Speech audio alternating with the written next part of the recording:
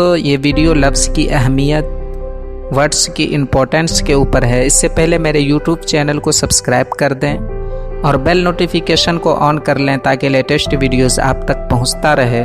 और आप हमें फेसबुक, इंस्टाग्राम पे भी फॉलो कर सकते हैं। दोस्तों, वो अल्फाज ही है जो एहसास बताते हैं, वो अल्फाज ही है जो प्यार जगाते हैं, वो अल्फाज ही है जो करीब करते हैं, और वो अल्फाज ही है जो दूरियां बढ़ाते हैं। तो संभल के रहना इन लफ्ज़ों की दुनिया से, क्योंकि चोट भी यही देते हैं और मरहम भी यही लगाते हैं, सितम भी यही ढाते हैं और गरम भी यही करते हैं। लफ्ज़ों में बहुत तासीर रखी गई है। ये इंसानों की ज़िंदगी का रुख बदल देते हैं, मुर्दा दिलों को ज़िंदा और ज़िंदा दिलों को पल भर में मुरझा कर ज़िंदा दरगोर कर सकते हैं। अल्फाज का चुनाव सोच समझ कर करना चाहिए। आपके अल्फाज आपकी ख़ानदान और आपके मिजाज करैक्टर को ज़ाहिर कर देते हैं। बेलगाम अल्फाज बेलगाम जानवरों की तरह होते हैं। अल्फाज चाबियों की तरह है।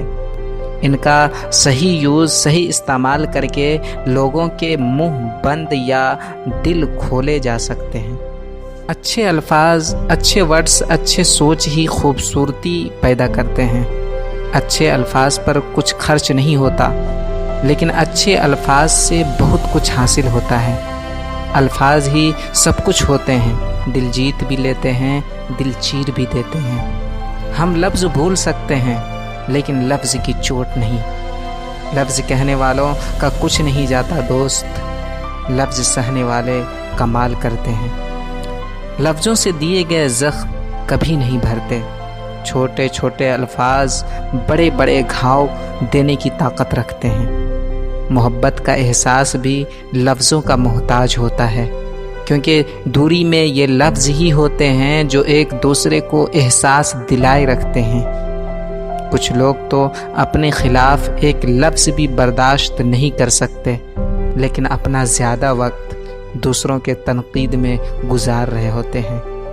लहजे और अल्फाज की खूबसूरती वो चीज़ है जो आपको अनदेखे इंसान का दीवाना बना देते हैं। दुनिया में ज़्यादा फितने अल्फाज की वजह से जन्म लेते हैं। अल्फाज ही नफ़रतों के बीज बोते हैं, और इन्हीं अल्फाज से अमन व सुकून और इंसानियत का माहौल सेटअप कायम किया जा सकता है।